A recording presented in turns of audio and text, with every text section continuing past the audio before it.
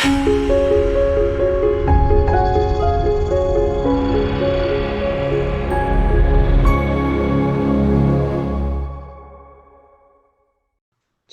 is February 1st, 2021. I am Michael Walsh. I'm interviewing Theresa Murphy as part of the African American Oral History Project. So, can you just state your name, please, Theresa? My name is Theresa Nona Murphy. So, Theresa, where did you grow up? I grew up in the Bronx. I was one of the people who was born in the Bronx hospital, and I understand it's the oldest hospital in the Bronx, that there's no, they don't have deliveries anymore, unless it's emergency. Oh, I see. So, how many people are in your family? My immediate family was my great-grandma, my father, mother, and brother. And I didn't know of extended families until I was grown. I knew my father's father, but I didn't know anyone else. I didn't even know where my parents were from. That was my family. I'm meeting them now. Last September of 2009, I went to 2019. I went to a reunion to meet my family. All of them were older than myself, so I couldn't get any information. I mean, younger than myself, excuse me, younger. What was your household like? Crazy, and this is the part that I love to tell you. My mother was a writer, and people who have indigenous people like myself, and I was the runner.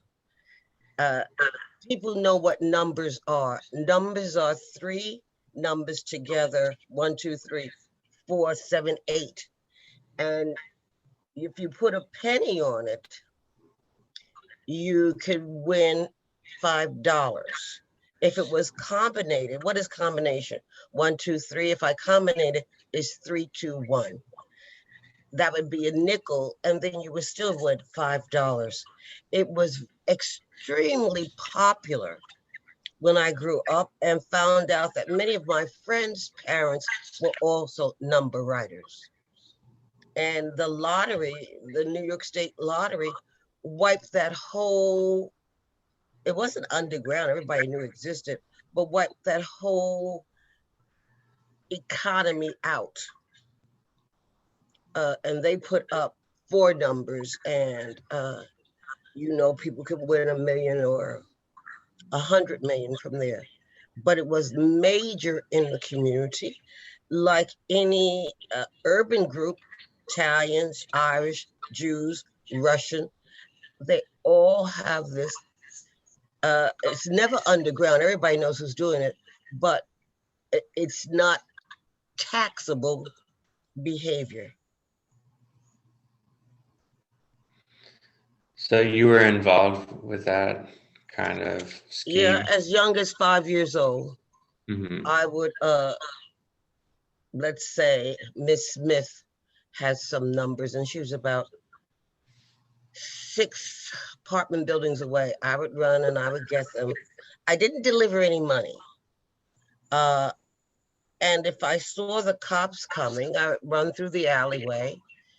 Our apartment was in the Bronx, climb up the wall onto the pipes to the fire escape and yell, the cops are here, the cops are here. And my mother would flush the numbers that people played down the toilet.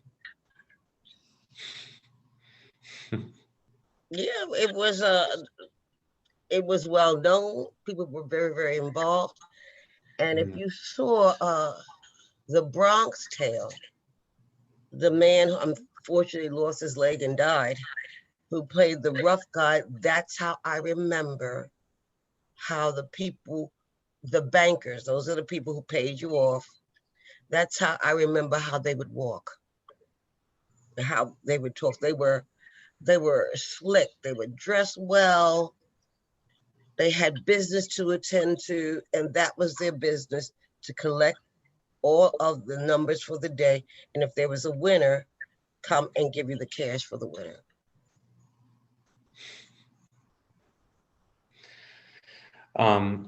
So did you have any brothers and sisters, or do you still have brothers and sisters? I had a brother. Uh-huh. He was sick a lot, in the hospital a lot. So they put him in the health class on Claremont Avenue, Washington Avenue. Now, all of you know that school because there was a movie made called Bathgate. And that's where you went to buy food.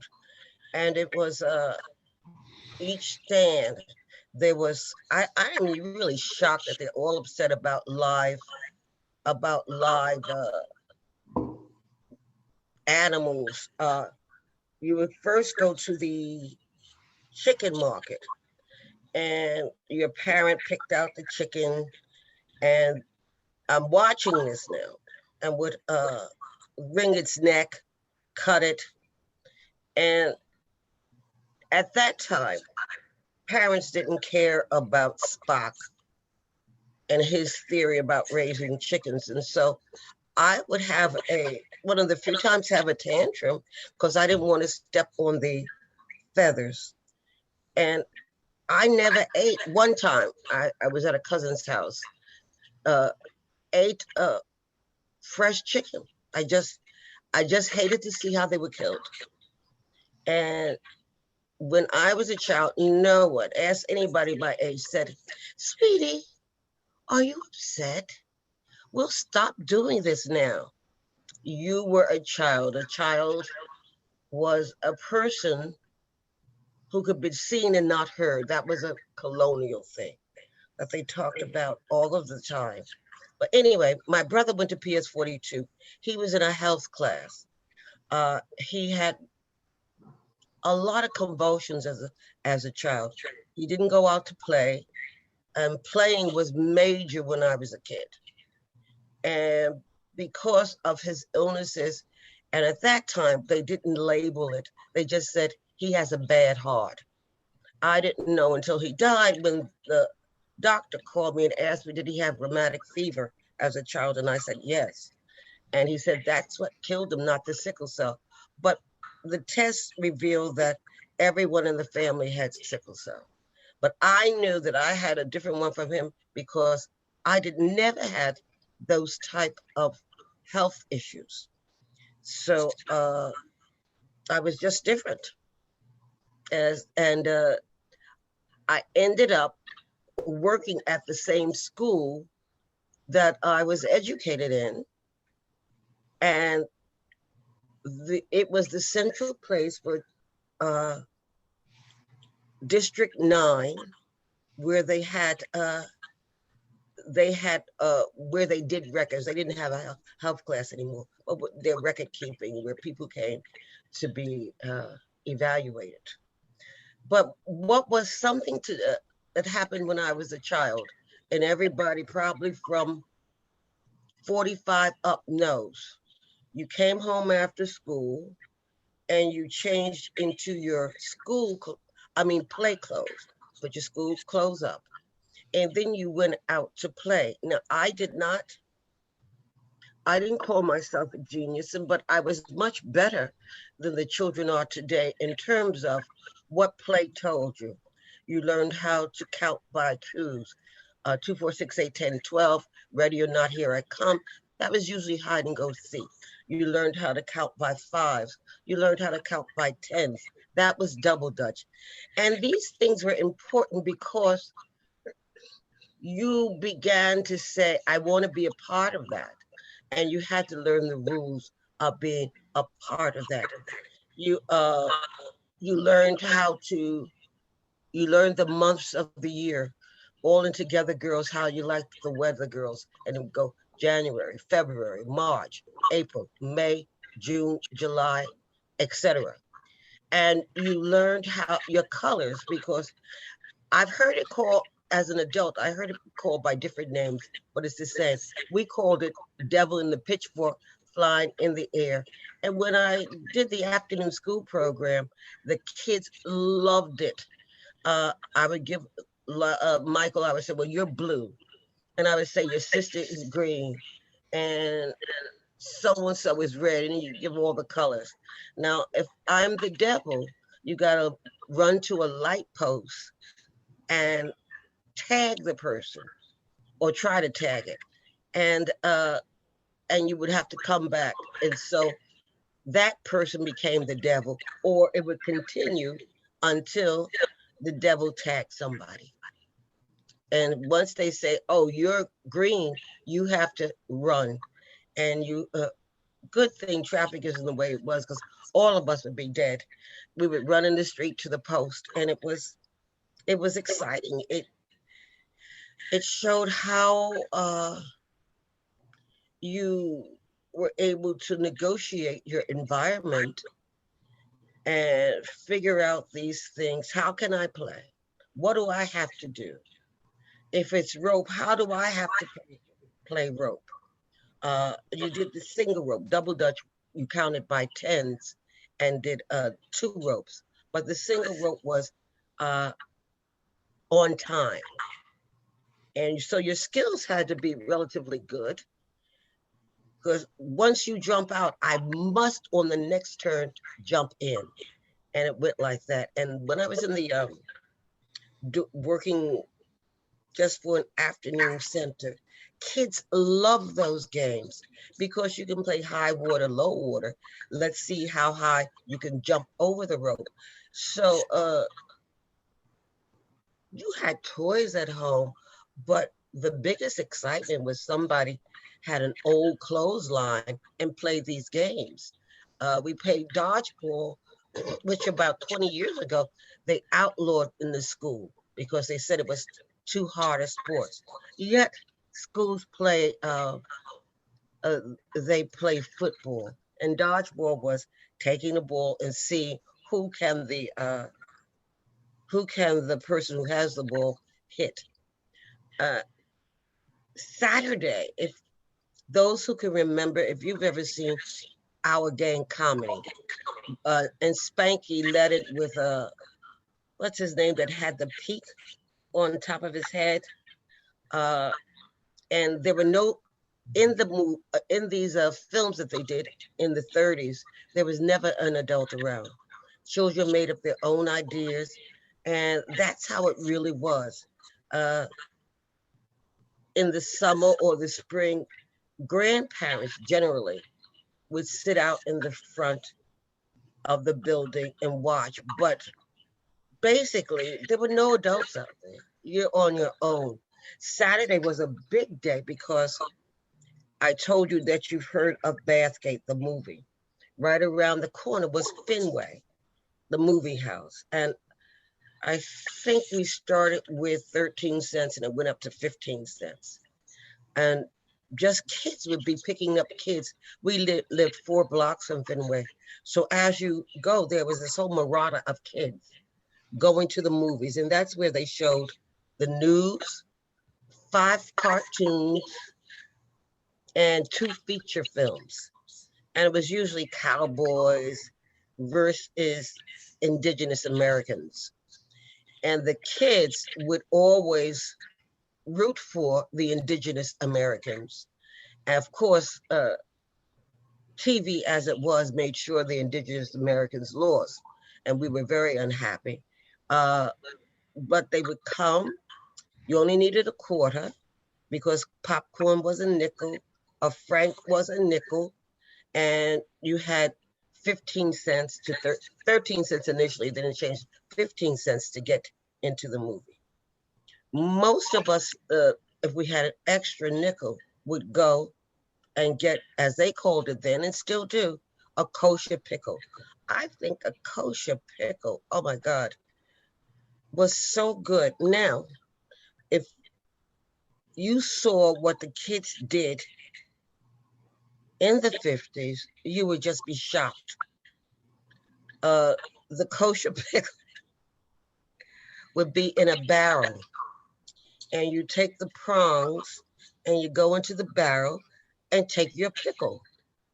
If someone did that now, oh my God, germs, germs, germs. There weren't any germs. No one ever got sick because vinegar was in it. And I couldn't figure that out, of course, until I got, how come no one got sick? The vinegar preserved it. And kids loved kosher pickles. So all of this was part of going to the movie on Saturday. And you know, people talk about, oh, in the day the children were so well mannered. They were not.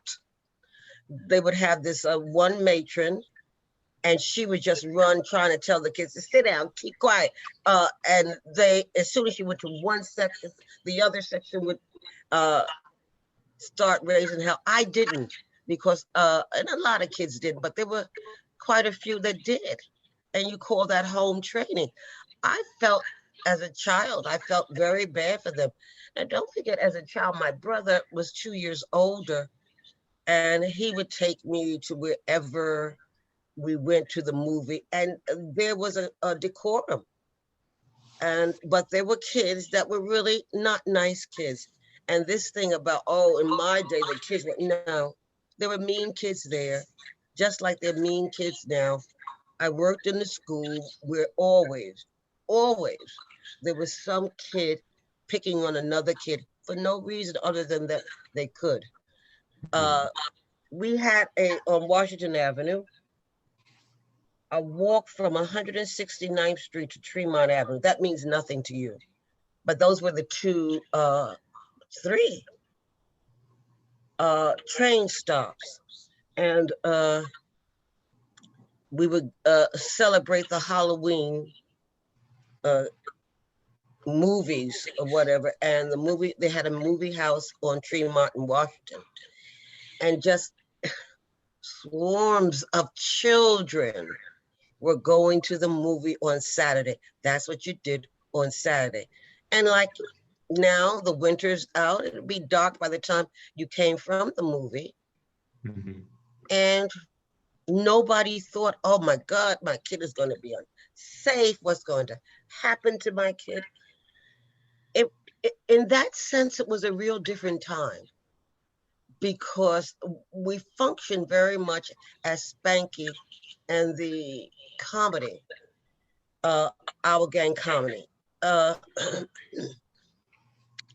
When they talk about children in school, that's a whole different kettle of worms.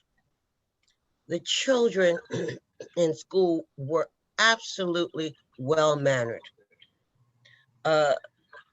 Of course, when the teachers came, my teacher was Herskovitz, and I had her for the 4th and 5th grade. Discipline was the most sacred thing. I remember, I'm not going to give her her name because she might still be living, where she violated some secret code of adults. And violation, and it's hard for you to understand, was rolling your eyes when the teacher said something, or saying something under your breath. When the teacher came in and she said, stop, one stopped. And I remember in the 4th grade, it happened to 2 kids. Parents came, embarrassed you in front of the class, and then gave you a swat on your behind in front of the class. Today, we would call that child abuse. And it wasn't. I mean, there was no throwing a kid against the wall or anything. Children were strictly respect their teacher in any way. And any parent would tell you that. I don't care if the teacher was not a good teacher. If the teacher said something, you had to do it. And if the teacher says, bring your mother to school, you did that. So there were 2 lives of children. school child, and a lot of people talk about, oh, that's how it was in Catholic school. I didn't go to Catholic school, but I know how it was in public school. Teachers never hit you, but just being told you couldn't participate in a project that the teachers had, and they had all kinds of projects for you, was painful. So you did what the teacher told you to do. If they said line up, you didn't have an opportunity to, I'm not going to do that. Working in a school as an adult, I'm surprised what the teachers have to bend over backwards to kiss parents behind at times. I told a kid, because he had his feet on the desk, I wouldn't give him, you know, those little stamps you get in the mail, and kids die for that. His mother approached me and said, why didn't you give my kid one? That would have been a no-no when I was a kid. You never question a teacher. What you did, a parent might do is say, how was Theresa's behavior? Was there any problems? And the teacher would say, if there were problems, I would call you. And that's another thing. Phones. When I was a kid, I can't tell you when it stopped. There was the party line. Now a party line is that several people get together and talk about whatever. But a party line meaning that you didn't have much money to get your own private phone. So you would get the phone, and several people would be on that same phone line. And I'm told, how do you differentiate? And because we had our own phone, you differentiated, I'm told, by the sound of the bell. And someone who hears me can correct me. And most people my age, up until maybe 50, remember the bleach man. The bleach man came to your house once a week or however, and sold you bleach in a big bottle, the same as a plastic bottle of milk or juice. And that was a quarter, 25 cents. And then there'd be someone who sharpening the knives or sharpening the scissors. You cannot think of a supermarket the way we think of a supermarket today, a tremendous building. No. Now, there were two spots of supermarkets, both were A&Ps, one right off Bath Gate and 3rd Avenue, and the other on 169th Street. The store on 169th Street is still there today, so it has to be at least 70 years old, that spot. It was Seatown, I don't know what it is today. And next to that was the library. And next to that, they covered it up while I was there, was the public toilet. And it was downstairs. It looked like you were going into a subway train. It was downstairs and it was always clean. And of course, as kids, that's where we would play. And that was interesting.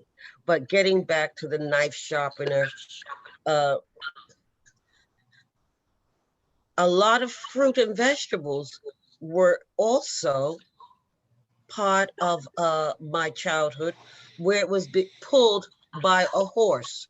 So we went to, so if my great grandmother wanted fruit or vegetables, you go outside and you just order what you wanted and you got it, but it was pulled by a horse. And for me, that was normal.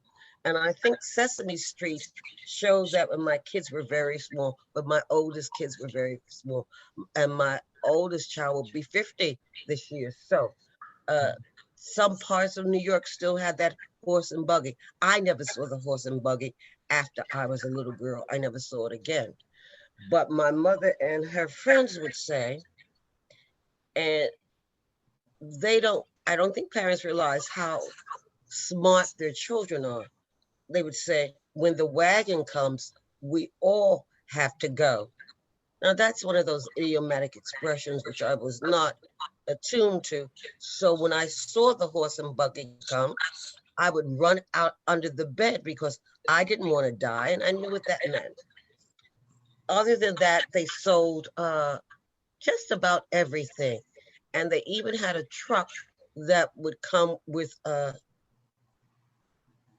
amusement park vehicles like the whip, the merry-go-round, and that was done by truck also. And what would it cost? Maybe a nickel. What was rent like? We had 2 bedrooms and a kitchen. They weren't much on dining rooms, no matter where I went. And rent was $34 a month. That means approximately $1 a day, $1.10 a day for an apartment. And people talk about old people's heat. You always had heat in the building. When I see these things on TV where people don't have heat, I'm amazed at it, but there was always heat. And it was done by coal, and it was always young men waiting for the coal truck to come. And, you know, when you think about it now, that was a difficult job. And you'll think that coal is no longer exists. But the school that I did the afternoon school program in and worked in was heated by coal. And we're talking about the 2000s,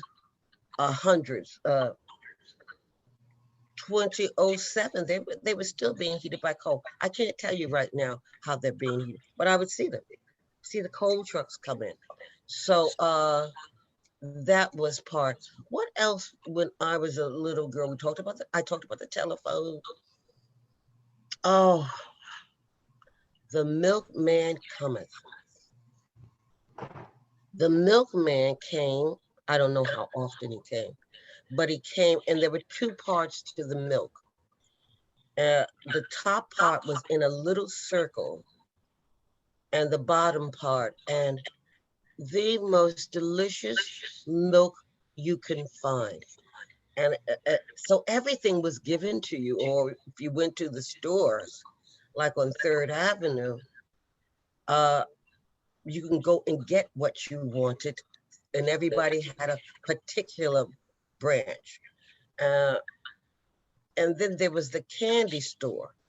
The candy store was where you went to get candy.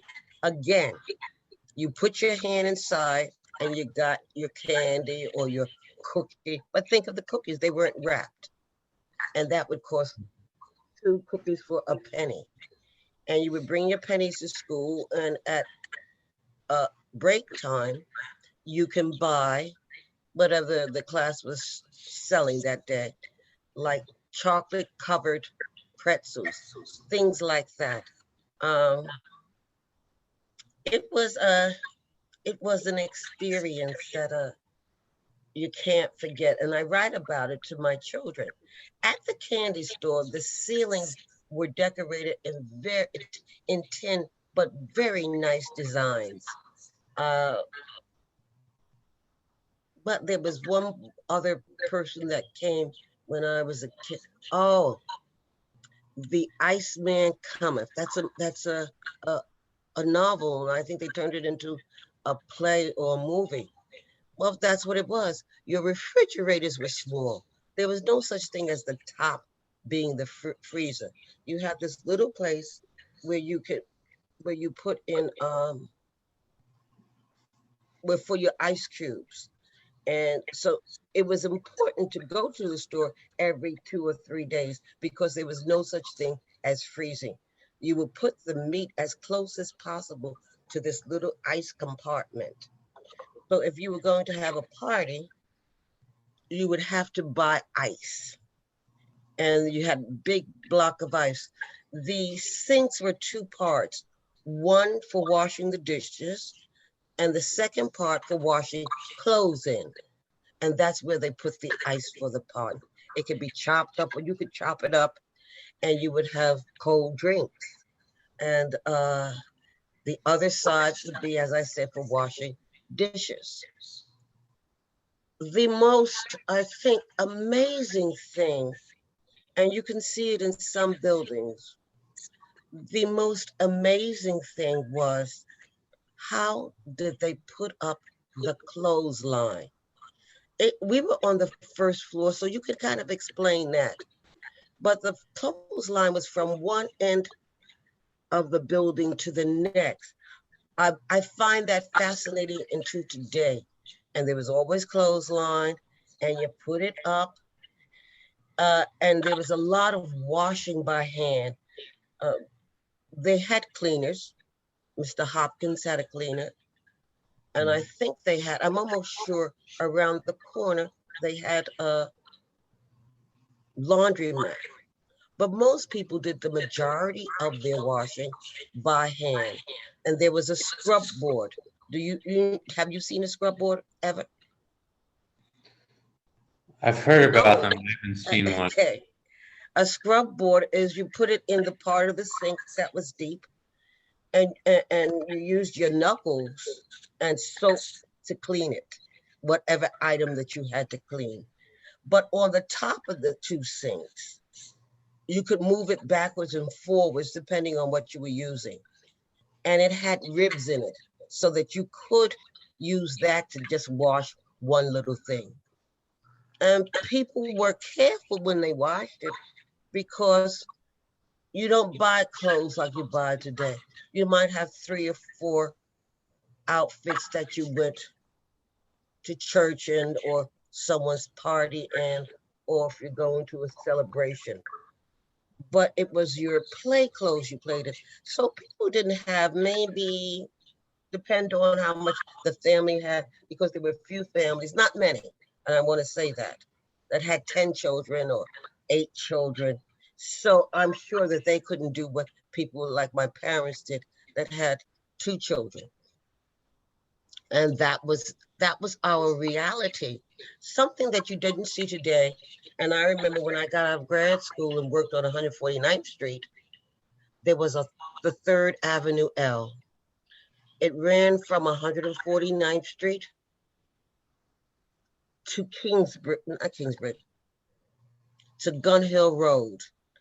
And initially it went down all the way downtown to, I don't know, perhaps 14th or 15th Street. And they cut it down. And then they had then you took it from 3rd Avenue, which a lot of kids who went to school, who lived down there, went to school in uptown Bronx, Evander, Olinville Junior High School, they took. And it was a sad thing for me to see the 3rd Avenue L taken down. But my mother said that there was the 8th Avenue L, which was also taken down. And that was taken down, she states, because of the need for the World War II to function. And they would use the steel that they made the trains on. The train seats were made out of straw and was like woven. There was no graffiti on it.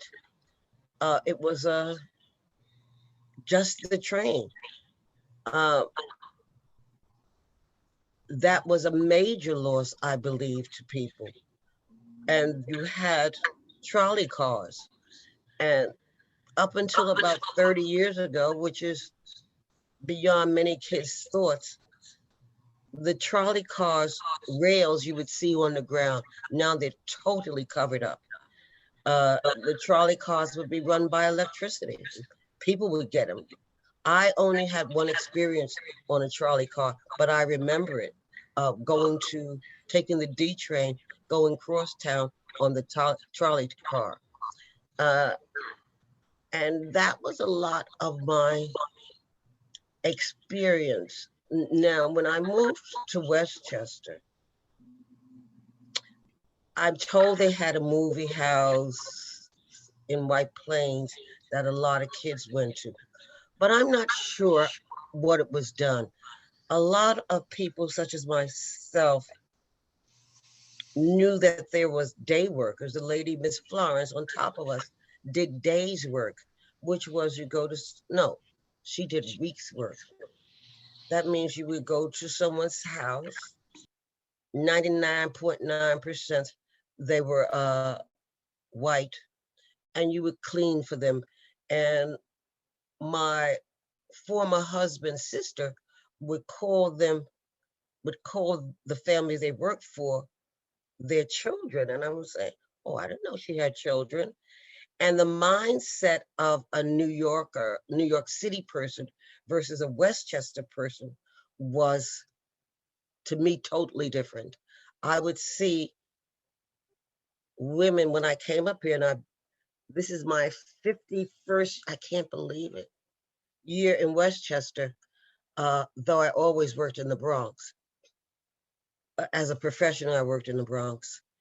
I would see these women as I'm going to Lehman College or the number 4 train, dressed as nurses. And I thought they were nurses for a long time until I was told they were day workers. I said, wow. So they only stayed for a day. Miss Florence, who lived above us, lived in the home of the person that she cleaned for. And my former husband talked about the Thursday girl. They were off on Thursday. The women who did this work, who stayed in someone's home, was off on Thursday and Sunday. And they had a name for that, which I cannot remember. But there were big houses on Lexington Avenue, and those who are aware of Westchester knows where Lexington Avenue is. They were just big homes, and people would say, oh, the hotels. I'm looking for a hotel. Listen, I'm in New York City. And what they called was women who worked as domestics would stay there and rent a room. And as a child, I remember renting the room. The two sisters, why can't I remember their names? One's both are incredible actresses, and one is a dancer, choreographer. They played in a play that I think was on Channel 13 called The Settlers. And the Settlers were people who came to, I have to talk about New York, and rented a room. So it was not uncommon for me to hear, oh, so-and-so rents a room. That's how they lived. And whatever they lived was better than the South and many parts of the Caribbean. They had some autonomy over themselves about living like that. Why can't I remember? Rashad.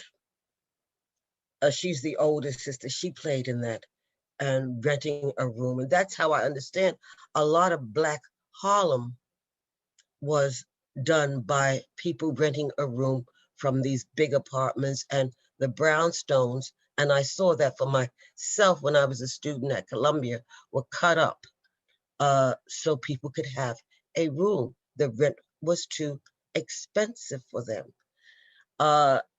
They talked about rent parties, but I never knew of any rent parties for myself or other people having a rent party. But 2 to 3 times a year, my parents, that's why my whole life was a life of Looney Tunes, my father would have card games from Friday night poker till Sunday morning. And it had to be over by Sunday morning because people had to go to church on Sunday. I doubt if many of the people who were at the card games got in church, went to church. I never heard of violence.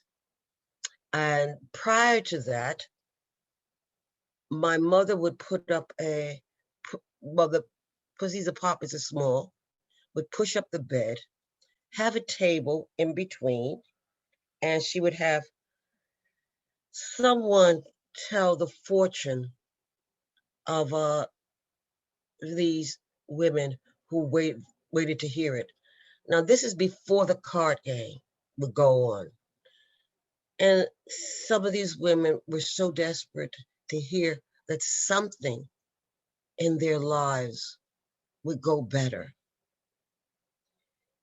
And as a very young child, maybe between 7 and 11, my heart, I knew that what was happening, that these women were not ever going to find what they were looking for through these charlatans. And what would happen, and I would serve, and you said, people out there, oh, how terrible. Children were an extension of their parents, and they did what their parents told them to do.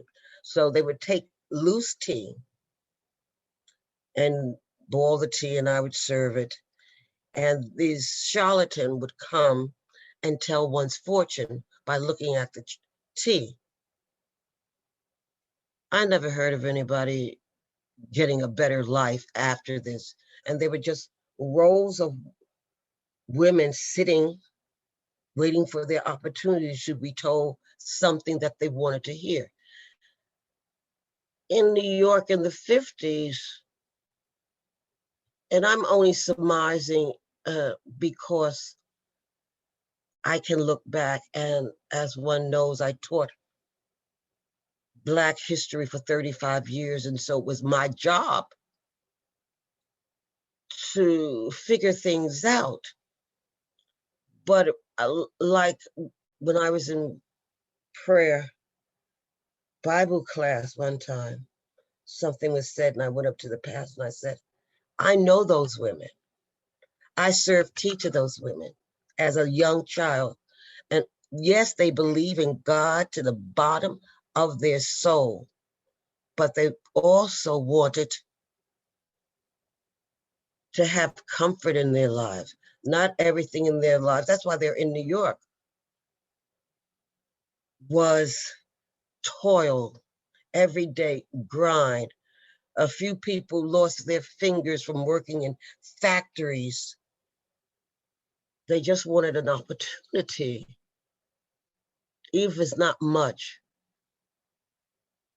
So they go into my mother's bedroom, and the lights and all are for people to figure out things. And they're told, listen, I can tell you, I can see somebody and tell you, I'm gonna read your fortune. I know that their life is toil and despair. And it seems like everything they do turn out to be nothing.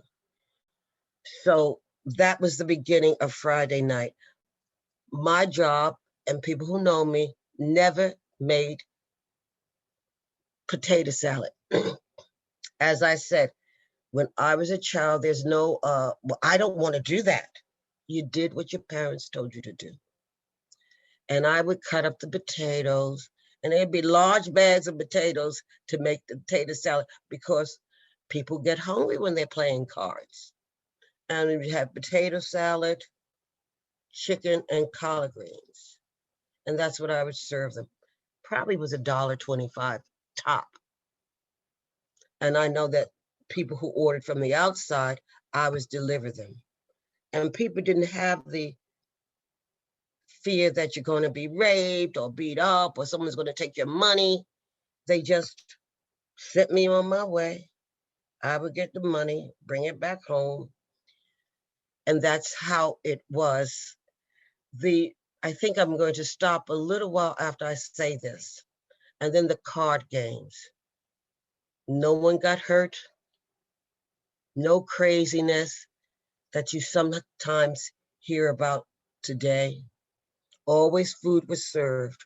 And my brother, 2 years older than me, so let's say I was 8 and he was 10, he would serve the liquor. And why my mother felt that the liquor should be served, because by the time some of the people who were playing cards, I would be in bed by then.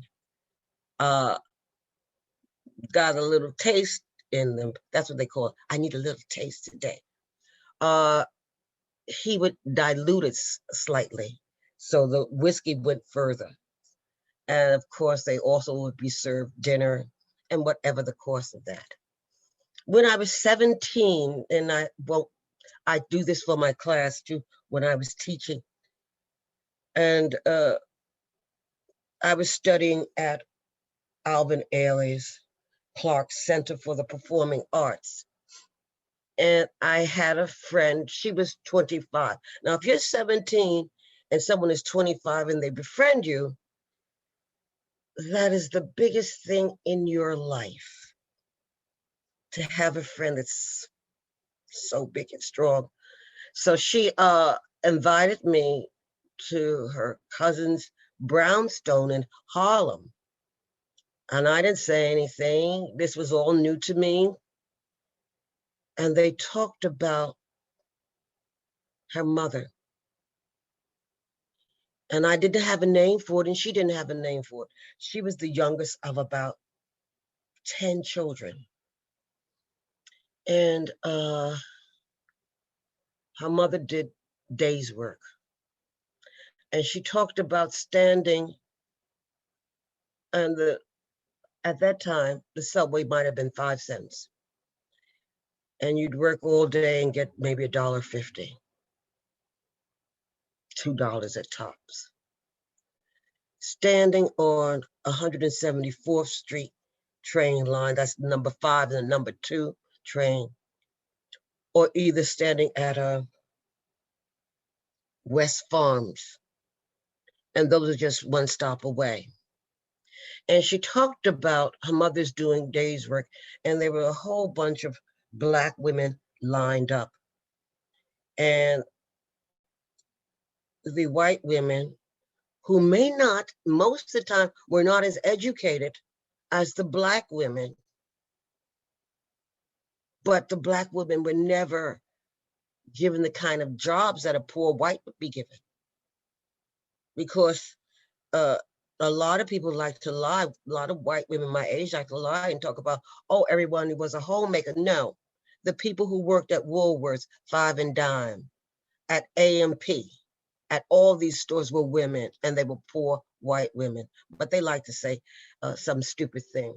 Anyway, the women would look at your hands and your knuckles, because if they were calloused, that means you know how to scrub floors with toothbrushes, do whatever you had to do. They would also look at your knees, and your knees had to have calluses on it too. That's how they determined that you were a good cleaner. So, as I heard the story in 1963, and Ella Baker, the famous Black activist that we rarely hear about, who led the SNCC group, wrote about and decided to break up it was called the Bronx, all that are listening, Bronx slave market. Look it up, it's there. Now the union, I guess the clothing union, whatever union, wanted people to live well, and the apartment buildings on Jerome Avenue are spectacular. Anybody wants to live on that side of town. They're beautiful. They're beautiful today, but we're talking about a long time ago. A lot of them are Art Deco, but they're just gorgeous. These, and the unions had to fight for them because they were being mistreated, but they mistreated Black women. And Ella Baker writes about this. I said, maybe she didn't know about 174th Street.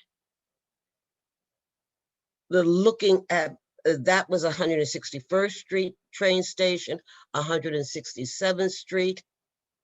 I don't think there's a Tremont station. There's a Burnside station where these women stood and looked at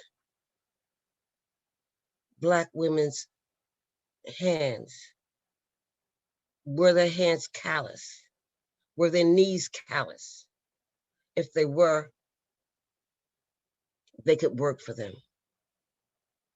And Black women, the few, not all, I don't want to give anybody that sense, who had decent coats were not chosen because you can't live better than me. And she wrote about this diabolical practice towards Black women.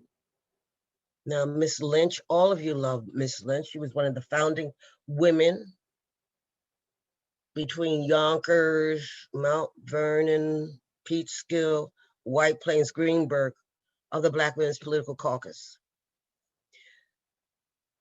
If she were living now, she was 18 years older than me, she'd be 93.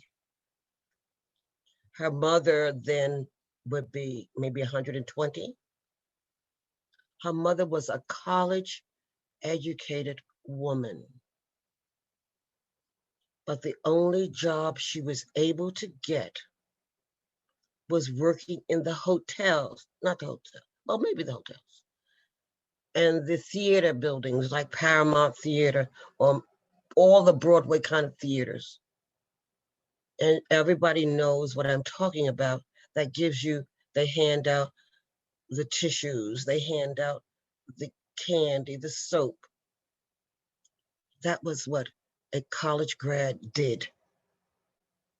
And it's a shame and a scandal what happened to brilliant Black women. Great deal, we all try to overlook it. A great deal of depression in Black communities. And because there was a book, maybe 40 years old, Why Does the Black Man Holler? It's to hide that pain that so many face of being denigrated on a regular basis. Yes, I was in this cocoon when I was a kid. The school that I went to, PS 42 in the Bronx, was more integrated than any class.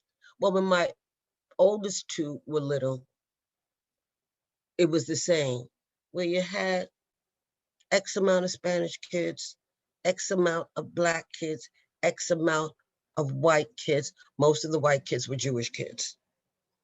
But because of the insulation, and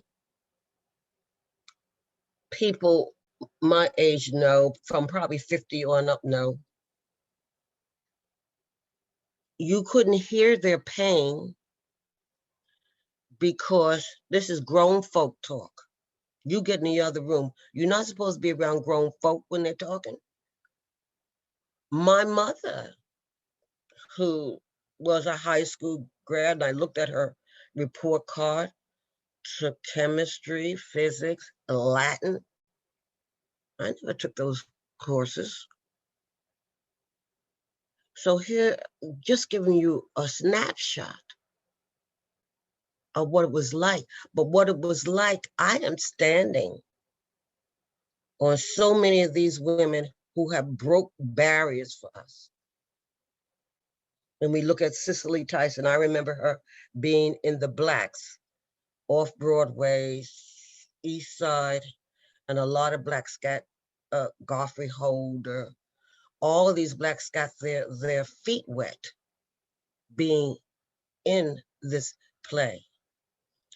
Perhaps we can reintroduce it. It was a great play of people masquerading as Blacks.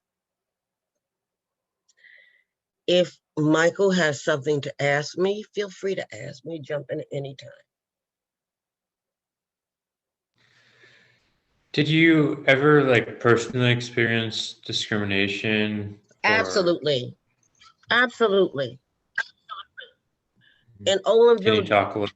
Olinville Junior High School, one of the teachers asked us, I'm in an integrated environment, what do we want to do in high school?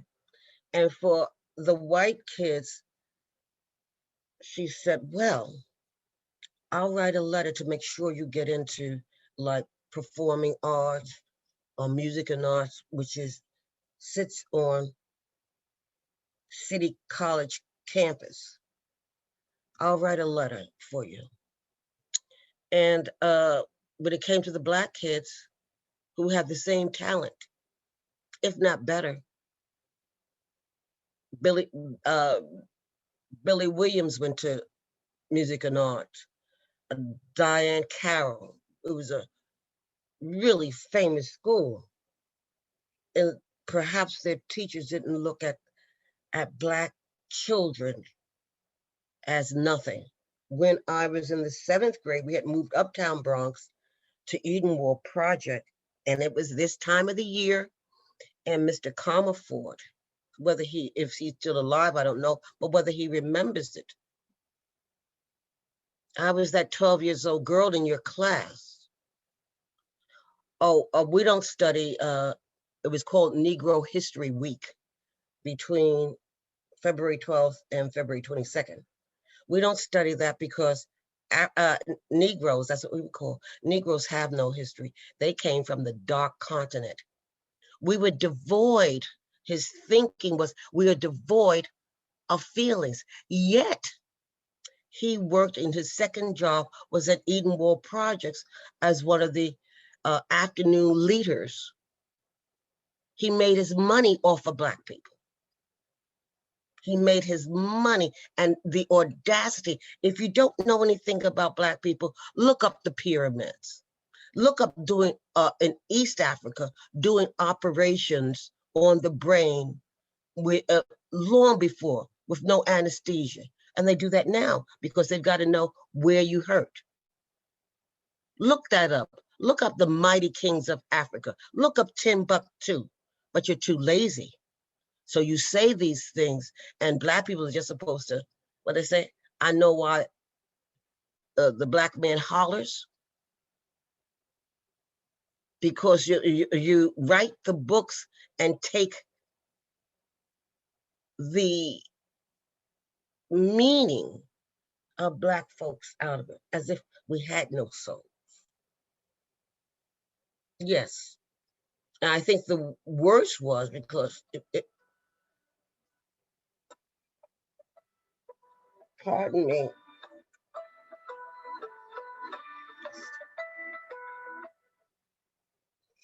The worst was when I lived in Los Angeles, 21, 22. Being from New York, I never learned how to drive. Waiting for the bus, this white man comes over and just spews, nigga, nigga, nigga, nigga. I'm a kid. You think it's okay to say whatever your thoughts are to someone who hasn't done anything to you, waiting for the bus?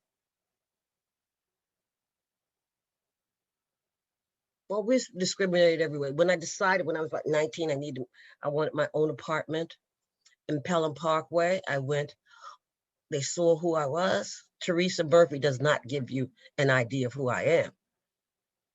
Oh, we just sold it or rented it. I knew what it was about. I knew that you didn't want anyone who looked like me in your building. And we can go on, but going into Alexander, which was a major department store, and I wanted to pay with a charge card. I'm still very young. And the woman said I needed all of this ID. And the person behind me wanted to pay for a charge card. And I was feisty. I said, if you take her charge card and not mine, there's gonna be a little thing in this store today. But they were bold about talking to you like you were non-existent. Now I'm working. I have a degree master's from Columbia University. And this white female I was working with from the Bronx, the same parts I talked about, 174th Street, that area, felt comfortable in calling me a girl. You know what? I passed the test and she didn't. And she after that, she wanted me to collude with her and protest these tests. Why should I? I think when you are discriminated against, you might smile, but you're not smiling. You remember the digs and just the uncommon, unhappy things that happen to you. Getting back to playing numbers, we were taught, when I do lectures, we were taught racism from the time you're a baby. Our Miss Brooks was a TV show about this woman who's a teacher. And a few years ago, I looked at one of the channels, had one of these old pictures on, and this was the 50s. And she called Asian people something like chinks. And it hit me. We're taught to hate other groups. They may not say that you say this, but they not stop you. So anyway, getting back to the numbers, how do you find out your number for the next day? Well, you look in the daily news, in the back of the news, about a few pages back of the news, there's this character drawn. And they called him Ching Chong. And however he looked to you, that's the number you played. And I was singing or humming, wasn't the Japanese Sandman, but again, we're using people as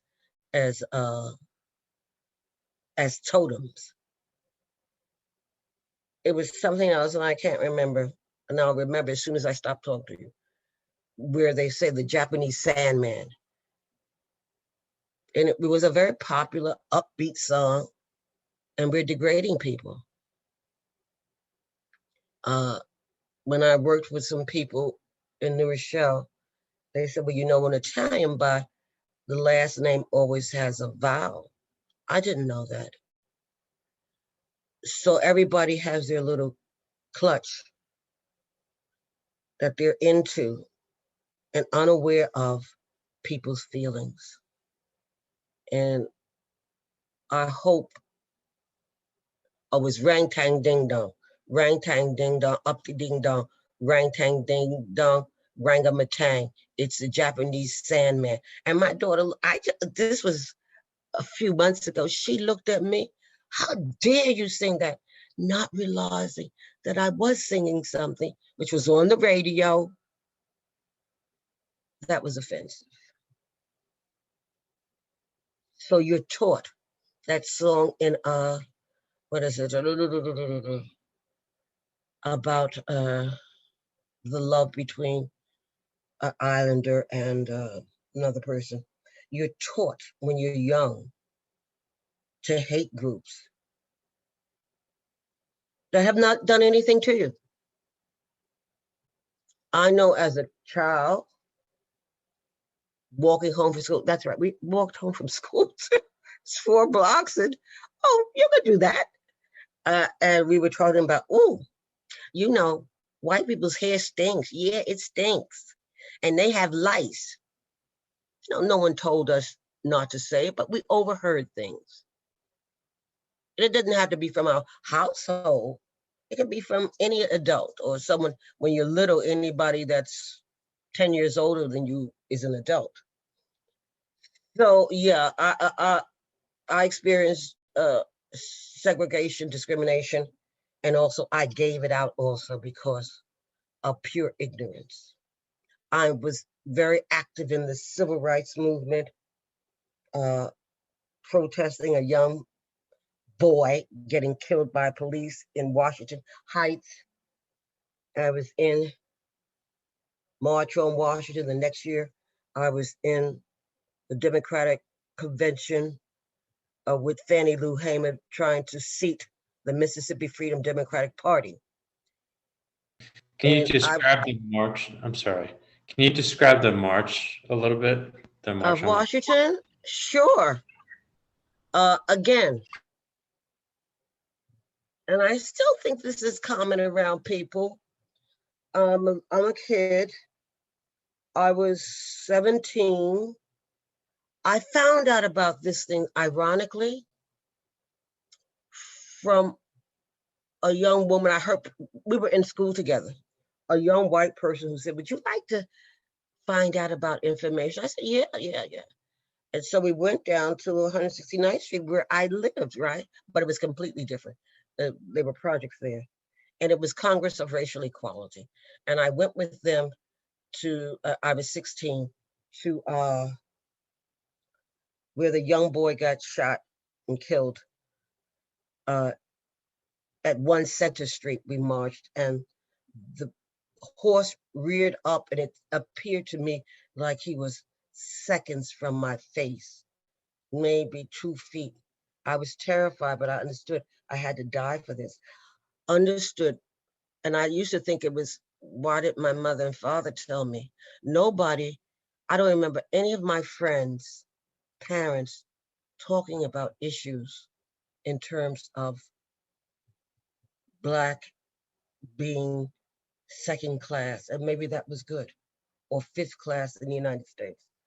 So when I was 17, we were preparing for the March on Washington. And in addition, I was supposed to go to people and do voter registration. I wasn't allowed to vote at that age. It was 21 to vote. And I went to this man and he says, "I can't read," which was a catalyst for me because I'd been in this bubble all the time where my mother was educated, my father had a fairly decent job, and everybody around me about the same. So when I encountered a person who clearly said, I can't read, it did something for me. So that was the year of the March on Washington. And we were supposed to, it was $6 to go and come back, bring your own lunch. And I asked the church I was attending at the time if they could make a donation so a person who didn't have money and wanted to go could go. $1, $2. You're talking about 1963. We're not talking about where people give somebody $5 and don't think about it, or $10. And when the pastor said, "No, this is my church," I stopped going to church.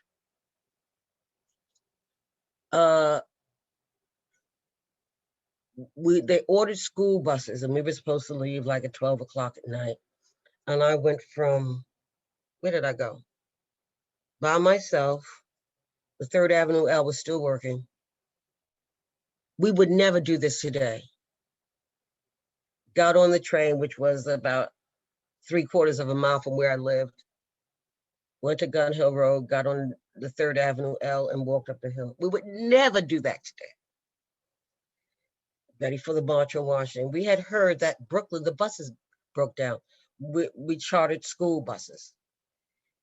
And we had heard that some buses broke down on the George Washington Bridge. Well, we didn't leave until about 2 o'clock, and we also had the worst buses that broke down. So we get there fairly on time. We get there, and I saw a few people I knew. I saw lines of people singing like a tree standing by the water, "We shall not be moved." Now, you call those, what do you call those songs? Spirituals. The churches that I had gone to, I never heard spirituals like that. They were always gospels, which are upbeat. And it was a grand day for me. And some of the people I saw later in my life were still in the march. We didn't hear anything. You couldn't hear anything. You couldn't hear anything because you didn't have loudspeakers like you have today. So when I got home, I heard what happened, and I stopped by my cousin's house, Jackie, which I didn't hear at the event. Now, let me clarify something for everyone. All of you think Martin Luther King started. No, it was A. Philip Randolph and Byatt Rustin. They organized the March on Washington. But A. Philip Randolph went to FDR and said, if you don't do anything for the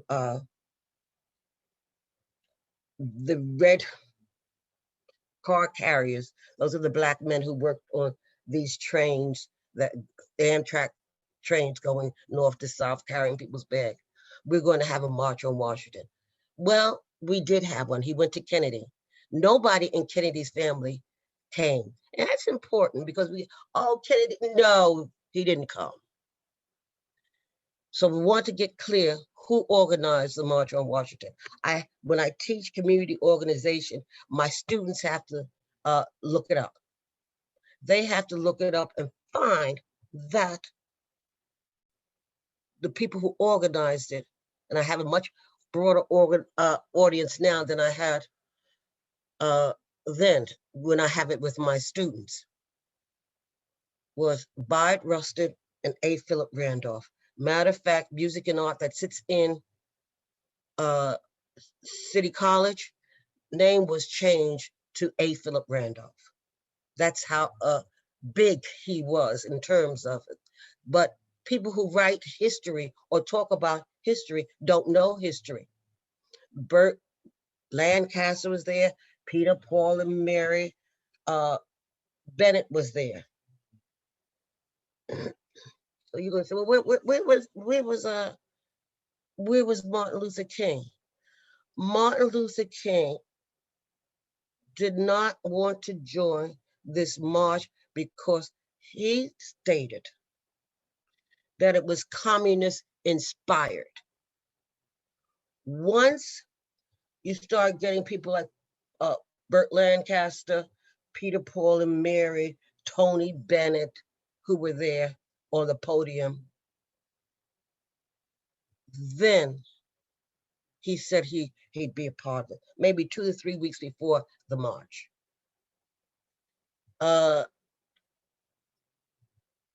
There was a like-mindedness that what's happening to Black people is wrong. And after that, many marches continued, but the March on Washington in 1963 was the march, because that was the catalyst, the spearhead for the women's movement, which I was part of, the Vietnam War, which we marched. My brother picketed F.W. Woolworth on Fordham Road in the Bronx, and I picketed White Castle in the Bronx. And are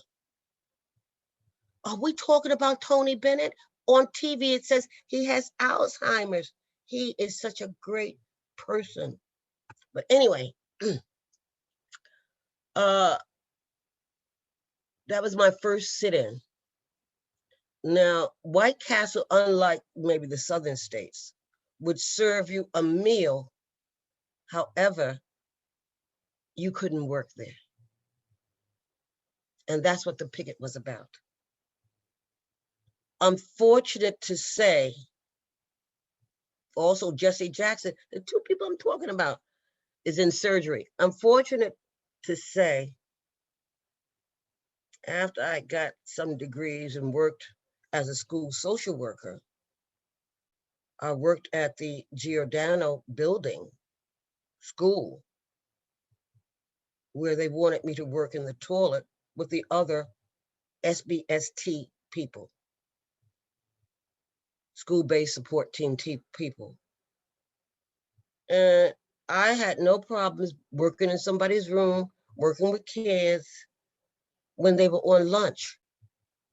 And the teachers I spoke to said, yeah, but the principal didn't want.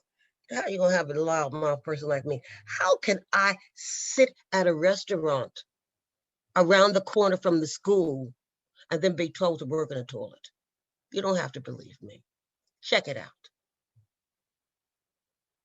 So I called my former husband and told him, I'm not working in the toilet.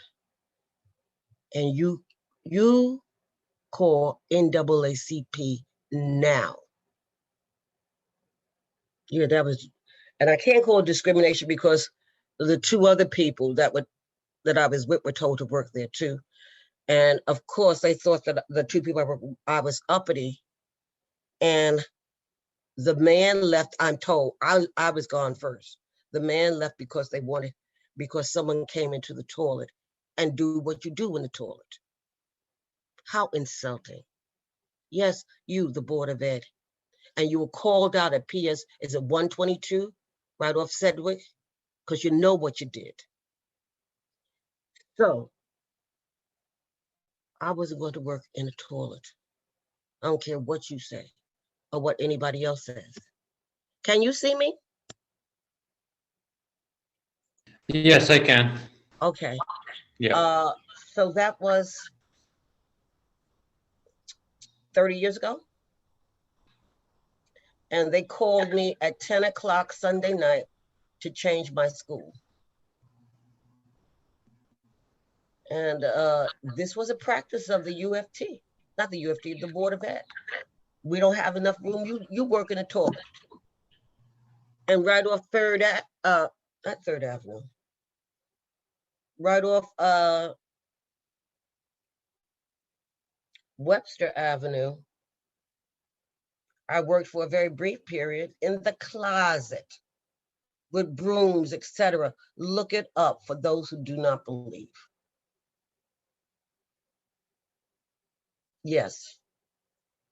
So for many Black people, it doesn't matter how educated you are, what school you went to. As my daughters would say, I never thought of it that way. You went to an Ivy League school, you are still treated that you should be able to work in the toilet. Now, let me say this. It wasn't just Black people who worked in the toilet.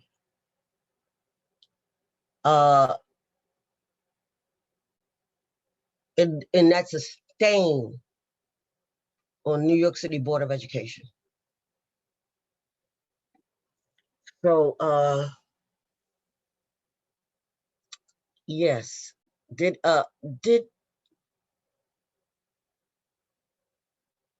all these movements have a positive effect? Absolutely. Absolutely.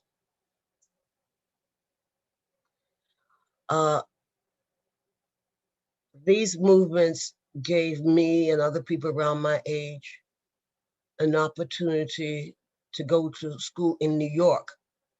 Very few people went to school in New York. They went to school in, a lot of Black people went to school in the South. And I never knew about historical Black colleges, universities. But when I look back over my life, I don't remember any of my friends' parents talking about it, but I did know people who went to school in the South.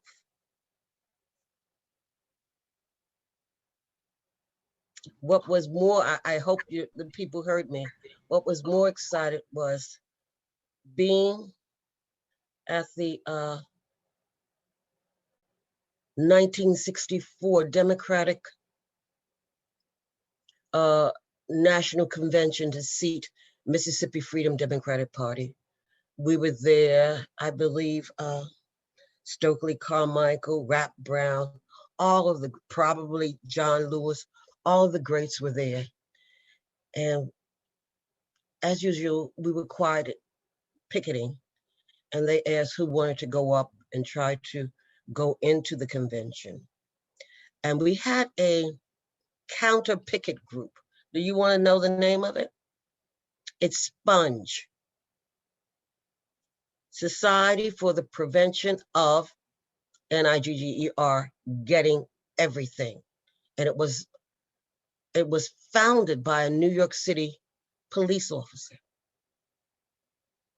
Just like those people who barged into the capital.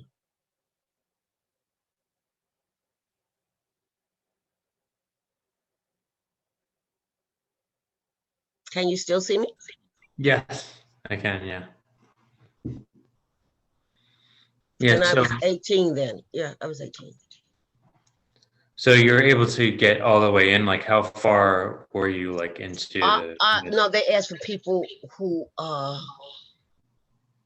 were ready to risk getting in, because I was young, just starting out, and I was very aware that I worked in a bank that I may not be able to work again if I did that, if I had a record.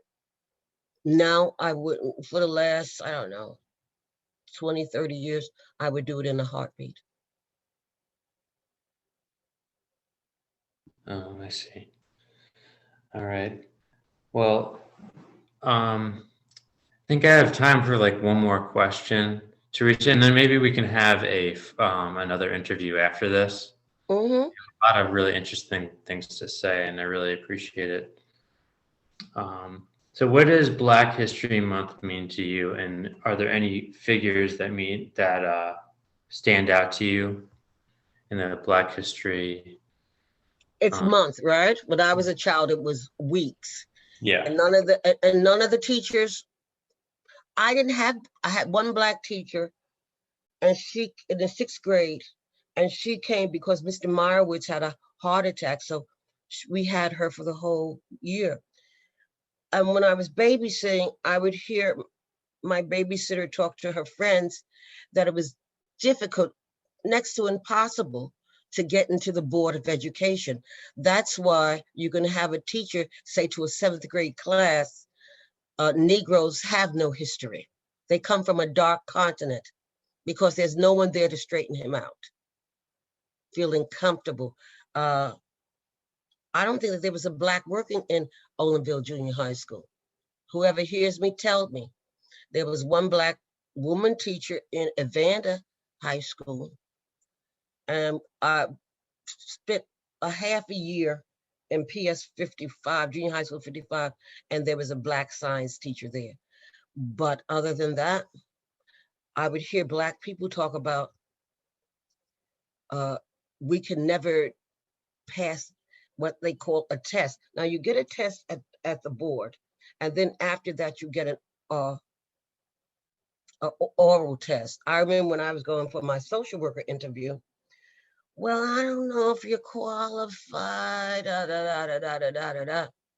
I said, isn't that something else? When I teach at Lehman College, I'm able to teach there, teach social work, but I'm not qualified. Oh, I didn't mean that. You see, that's what has to be done. Someone to stand up for you. So, but anyway, there's no doubt in my mind that Fannie Lou Hamer, that's who we were trying to seat in 1964, was not a trailblazer, all of them, but was such a brave woman. She was a sharecropper. Would I have the guts that she had to want to vote and be beat? When she was in jail, they told 2 inmates to beat her until she couldn't stand up. After they beat her, she wasn't able to have children anymore. They beat her to a bloody pulp until she was almost dead. Then they burned up her home. And I saw one of the homes that my mother's family had as an adult, because I didn't know these people as a child. And for most of them who were sharecroppers, they were literally shacks, but I don't know how her house was. She took abuse that many of us would just die upon. So she is one of my sheroes. The next has to be Ida B. Wells, who saw 2 of her friends who owned a store who were considered uppity. You can't be uppity. And they were shot, hanged. And she wrote about it in a newspaper. And she started that, and she went all over the United States talking about what happens to Black people. And I believe she was born in slavery, but very close to 1865. Another Shiro. It has to be Maggie Walker from Richmond, Virginia, who started the penny bank, Penny, where people put their pennies in so they could have their own businesses, build their own homes. And that's one of the only banks that didn't dissolve during the Depression. She died, I think, in the 30s. And the penny bank stood for quite a while and was, of course, as we know now, so many banks are taken over by large conglomerates. I'm talking about people that you never heard of.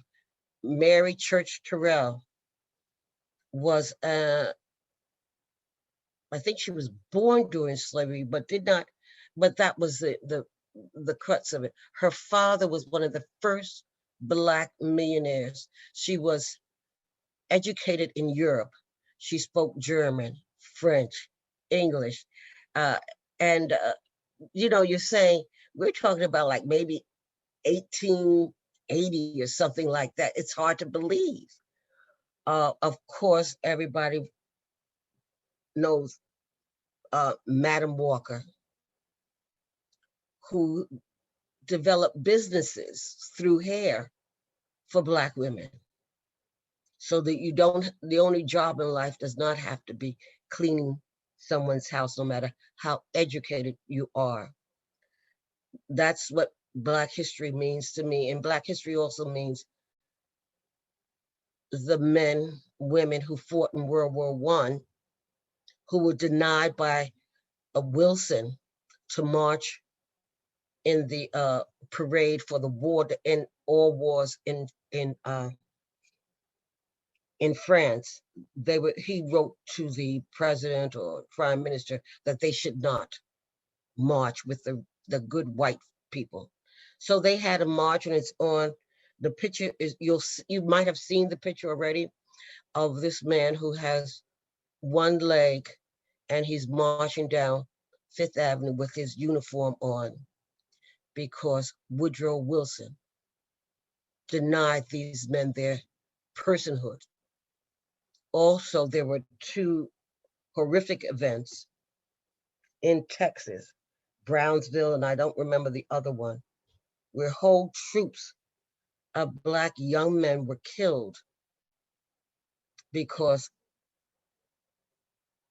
they said someone Black killed a white person. A whole troop. Can we understand what that means? We have a letter from one of them talking to his parents. When I found out about one on one night show on WBAI, and it was published by Reader's Digest. And it said that, talked about what happened to one of the troops, where they were all killed after serving their country.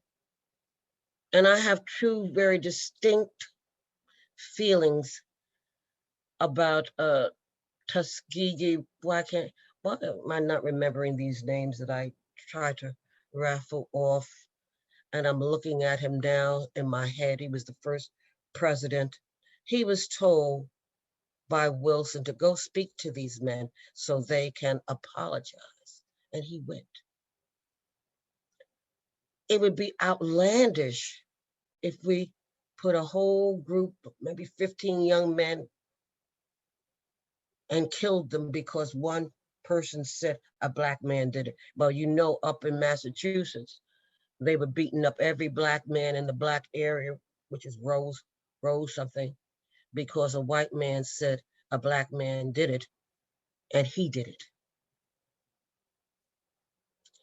So when I think of these courageous men, when I think of a Black man who came out of the service, and because he didn't look right, they gouged his eyes out. These are the fathers and grandfathers of some of the people who stormed the Capitol have no sense of decency, no sense of right and wrong. So there's no one particular thing I think of when I talk about Black History Month, which is every day. There's no one thing. I think of a variety of things that happen and unfortunately continues to happen.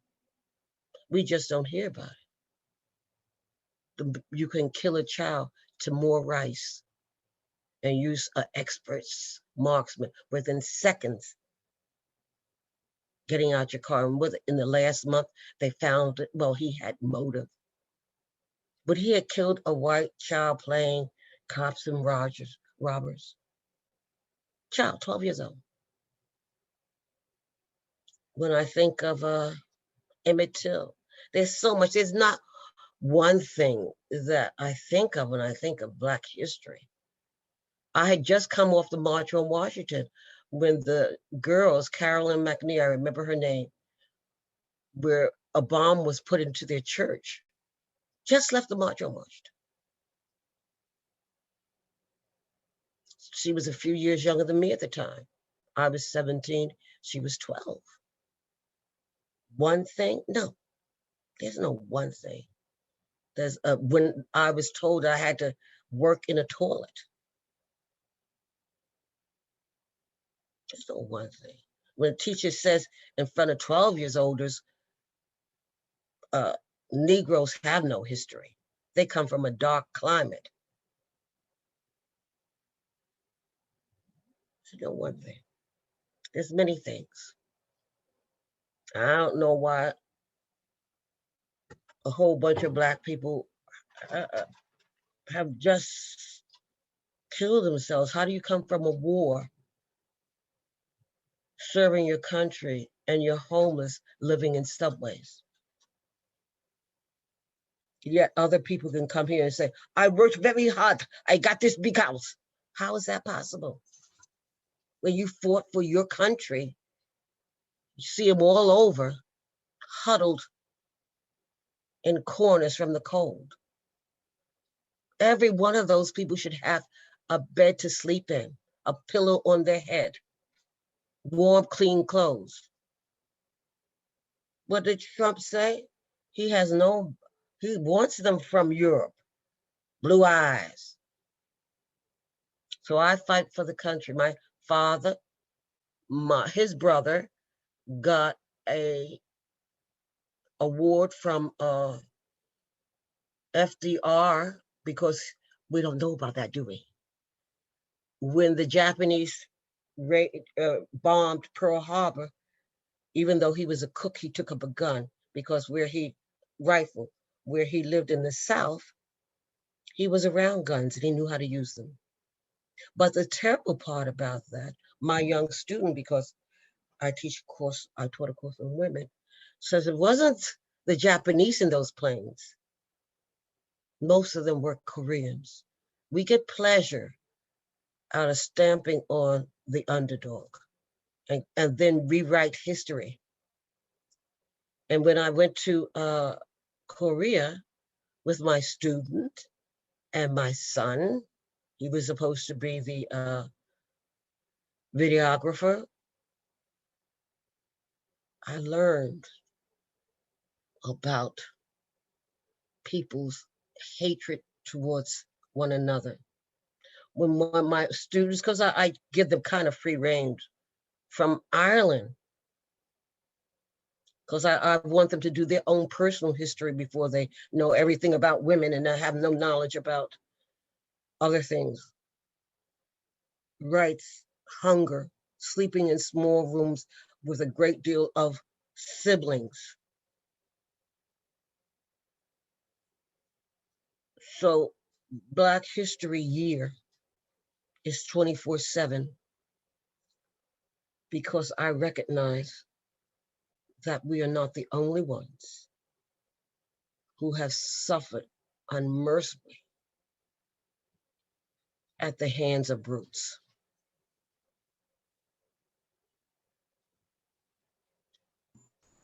All right. Well, thank you so much, Theresa. Say, is your grandmother still around? Yeah, she's in a nursing home.